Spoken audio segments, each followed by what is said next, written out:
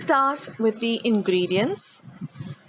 We require 1.5 cup of maida or all-purpose flour, a pinch of salt, half a cup of water, and about 2 tablespoons of ghee or clarified butter. So now we're going to add the maida, the salt, the ghee, and we're going to crumble this mixture till it resembles some bread crumbs. Basically, we want the ghee or the clarified butter to coat the maida very, very well. This is very important. Now, you can also use vanaspati instead of clarified ghee or butter. And then you're going to slowly start adding the water and make this into a nice dough. About half a cup of water should suffice. And once our dough is ready, we're going to cover and keep it aside for at least 30 minutes. This too is very important, that the dough is kept aside for at least 30 minutes. Now we're going to prepare a coating of half a cup of cornflour and 1/4 cup or 1/4 cup of ghee or clarified butter or vanaspati. You're going to whip it till it resembles some whipped cream.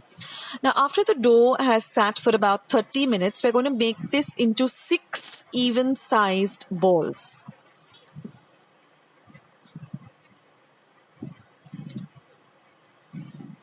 See that the balls are nice and roll smooth. And then we're just going to flour our surface and we're going to roll out each of these balls into very thin sheets. So since it is maida, it is very elastic and it's very, very easy to work with. And you'll also notice one thing, that as you keep rolling, it starts shrinking back into shape. So roll it out as fine and as thin as you're able to, and also that you can try to get all the sheets to be of the same size. Maida or all-purpose flour is very easy to work with, and just flour each of them lightly and just place all 6 of them on a plate. Now take the first sheet and then apply this cornflour and ghee mixture evenly over the sheet. You can use a silicone brush or your fingers or a spoon, whatever you're comfortable with. But see that this coating is evenly spread all over the sheet. Now you place the second sheet on top, pat it down a bit, and repeat this process till you come to the second last sheet.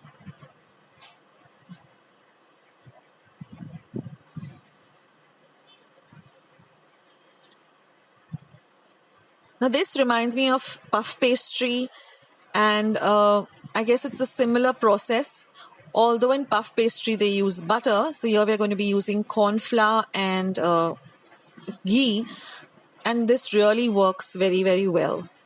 So this is basically a puff pastry recipe, and you can use this for so many other recipes that require puff pastry.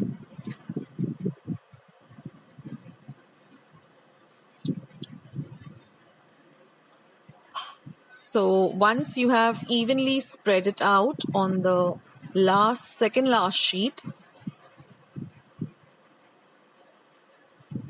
we are going to place our last sheet, and then we're just going to roll it out very lightly. Don't press it down too much, just very lightly. And because we want those layers, that's very important for this recipe, for the chirote. So don't roll it out too fine, just with a very light hand, just roll it out. And then we're going to roll this in this manner from the broader end, very tightly. Ensure that it's very, very tight, and make it into something that looks like a sausage or a very thin, fine roll. And then we're going to cut the edges off. And then we're going to cut the rest of the roll into even-sized, thick pieces like this. they almost look like bakarvadi, the size. So make it into a thick slice like this and see that they're all even.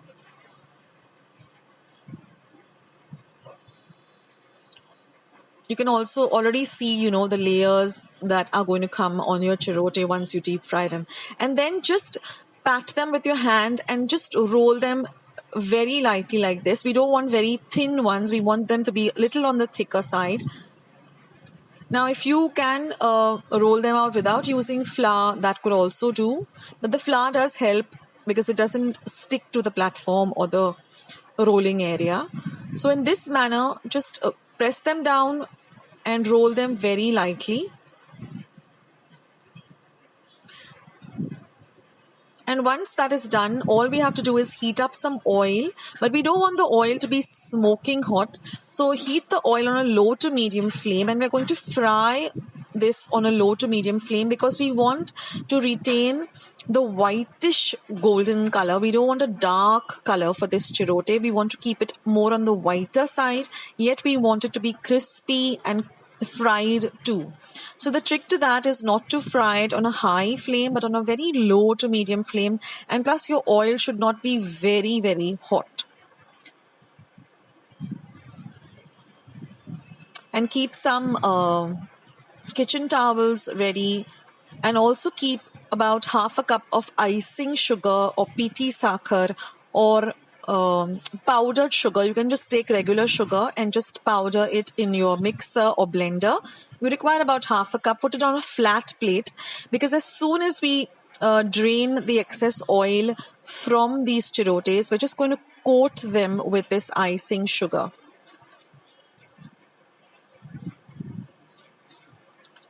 So in this way, we're going to fry them.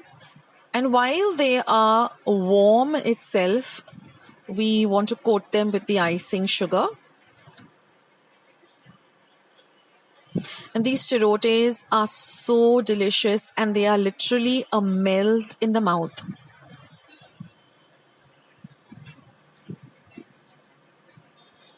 So now that the chirotes are all done, I'm just going to lightly coat them with some powdered sugar or icing sugar. They look like little clouds and they even taste like, they're so light and crispy. And that's it, friends. That's the recipe for chirotes.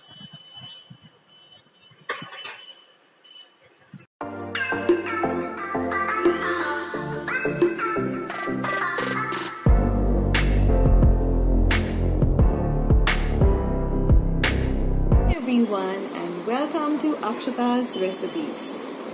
Well, I hope you enjoyed watching today's recipe. I hope you give it a try, and if you liked it, then don't forget to give this video a big thumbs up. Don't forget to subscribe to Akshata's Recipes by hitting the red subscribe button that you see just below this video. And once you have subscribed, click the bell so every time I put up a new video, you'll be the first one to know. Thanks for watching this video, guys. I'll catch you in my next one. Bye!